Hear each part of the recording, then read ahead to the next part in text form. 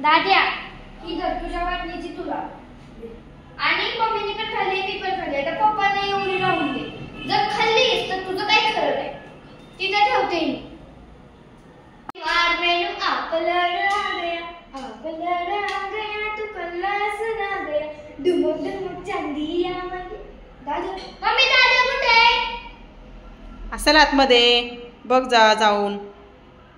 मिठाईचा box गायब दाद्याचाच काम आहे कुठे गेला आता मला